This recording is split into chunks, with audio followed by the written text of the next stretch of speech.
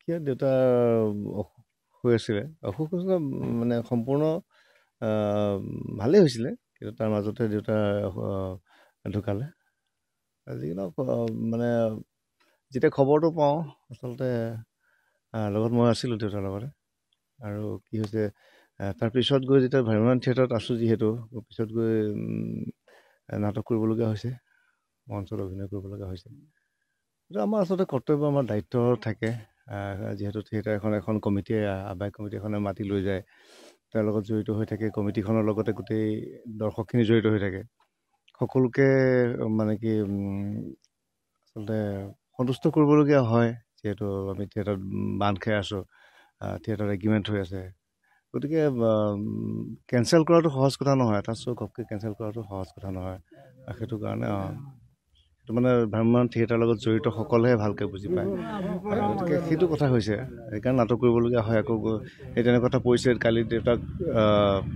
ইয়াত মানে চোতালতে ৰাখি থৈ নাটক কৰিবগৈলগীয়া হৈছে সেয়াই কথা আচলতে দেউতা ঠিক 3:30 বজাত আবেলি 3:30 বজাত ঢুকিছে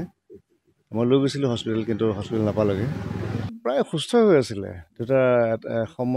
এসময়ত বুলি নহয় আজি বহু কেইমাহ আগতে কেঞ্চাৰ ফৰ্ম হৈছিলে আৰু আটাইতকৈ ভাল কথাটো আছিলে কি দেউতাই কেঞ্চাৰ মানে কি জয় কৰিছিল সম্পূৰ্ণৰূপে সুস্থ হৈ উঠিছিল নিজে খাব পৰা পৰ্যায়লৈকে হৈ গৈছিলে ভাল হৈছিলে তাৰপিছত ইয়ালৈ আহি আমি গাঁৱৰ ঘৰলৈ আহিলোঁ বিহু বুলি ইয়াতে পৰিলে দেউতা প্ৰথমত পৰি পেলাই আচলতে বন এডাল ফ্ৰেকচাৰ হৈছিলে ফিমাৰ বন এডাল তাৰপিছত লৈ গ'লোঁ সেইটো অপাৰেশ্যন কৰিলে বন্ধু ডাক্তৰ ৰঞ্জন বৰাই অপাৰেশ্যন কৰিলে সেইটো সম্পূৰ্ণৰূপে ভাল হৈ হস্পিটেলৰ পৰা ডিচাৰ্জ দিলে আগদিনাখনলৈকে ঠিকে আছে পিছদিনাখনো ঠিকে আছে বিহু আছিলে মাঘৰ বিহু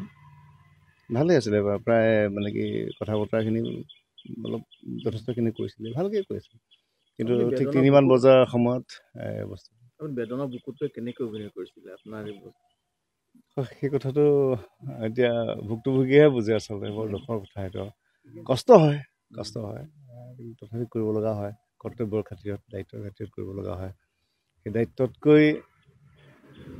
বেদনাটো আচলতে সৰু হৈ পৰে সেইটো সময় যিহেতু ৰাইজৰ কাৰণে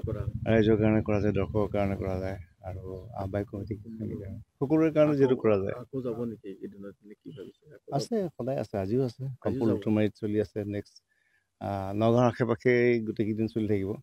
এইকেইদিনো আছে জইন কৰিব নেকি হয় কৰি আছোঁ এতিয়া আছোঁ অলপ পিছত প্ৰায় 6মান বজাত ওলাই যাম ইয়াৰ পৰা